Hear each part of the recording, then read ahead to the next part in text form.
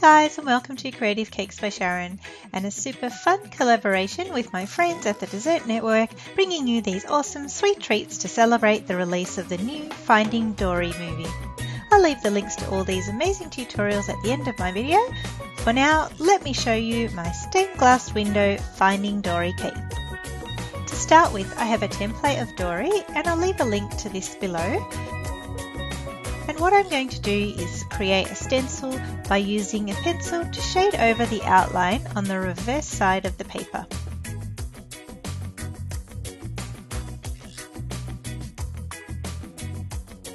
Once I'm done, I'll just quickly turn over the page to make sure I've gone over the whole picture. So here I have a cake which I've already covered in fondant, and I've trimmed away the excess paper, and I need to decide how I'm going to position Dory on the cake. And I think today I'll just tilt her slightly on a little bit of an angle. Then I need to cut the stencil in half and secure each piece of the stencil to the cake using some pins. Half of the stencil on the bottom tier and the other half on the top. You'll need to stand back and make sure both stencils are lined up correctly, otherwise your image of Dory won't come out right.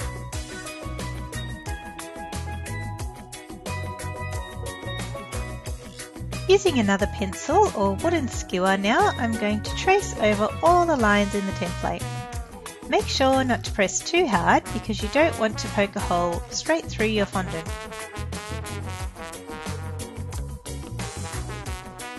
This particular stained glass window effect, we don't need every single detail, so don't be too worried if you miss a small line here or there.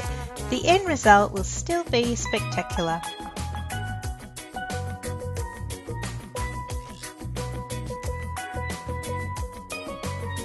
So once I've finished tracing, I can remove the pins and look at what has been transferred onto the fondant. If I zoom my camera up close, you can just see the stencil. To make this a little darker, I'd suggest using a 2B pencil. Today all I had on hand was a HB pencil, which is much lighter.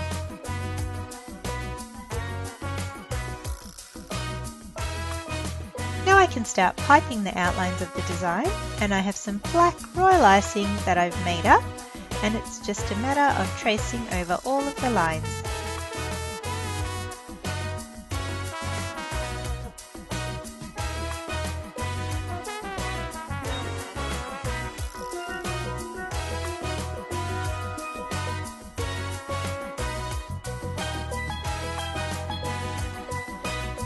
Once I have the outline of Dory, I need to add some further lines to create the window effect. And there's no rules here, guys, so create whatever shapes you like. I made curved lines to make it look a little bit more like waves in the water. Now here I have just a drop of the various gel food colours that I need for my cake. I have a blue, yellow, green and red, and I'm going to dilute them with some rose spirits. You could also use some vodka. This will help to dissolve the gels, make it easier to paint with, and give that stained glass window effect that I'm after. In the background you can see I also have a colour printout of Dory to help me as I go along to get all the colours in the correct spots. Now it's time for the fun part, and I'm going to start painting straight onto my cake. Basically, I just need to paint in each little section that I piped. It's a good idea to have a piece of paper towel handy to dab off any excess liquid, as you don't want the brush dripping wet, as it will drip right down the cake from one section into the next. For the darker areas on Dory, all I'm doing is simply dabbing my brush towards the centre of the colour in my palette, where it's more concentrated, as opposed to the edges of my palette where it's more diluted. And then I'm just going to go over that area. You can go over any area once it's been painted as many times as you like.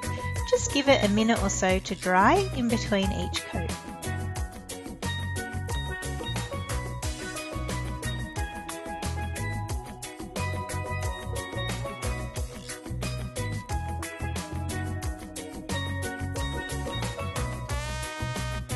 To finish off Dory, I'm just going to use the black royal icing to fill in the centre of her eyes and then continue painting the rest of my pattern. The colours mix together really well and I can create lots of different shades and colours just by using the 4 basic colours I started with. Another way to create this design is by piping the image over the top of each tier. However, I prefer to leave the tops of my cakes blank as it makes for lots of fun walking around the cake and looking at it from different angles to spot Dory. It's like looking into a kaleidoscope and then focusing on the pattern. The best way to see the entire image is by elevating the cake slightly and looking up at it on an angle. So have fun with this technique and design, guys. I hope you enjoyed it and can see just how simple, quick and easy it is to create a cake like this. Please give it a thumbs up to let me know you liked my tutorial and drop me a line in the comment section below. I always love to get your feedback. Make sure you click on the subscribe button so you don't miss out on any of my videos, and you can also connect with me on any of my social media to share photos of your own creations and see what else I get up to. Now, as promised, on screen are the links to all the other tutorials in this Finding Dory collaboration, so be sure to check them out. I know you're going to enjoy them all. I hope you tune in next time, and as always, thanks for watching.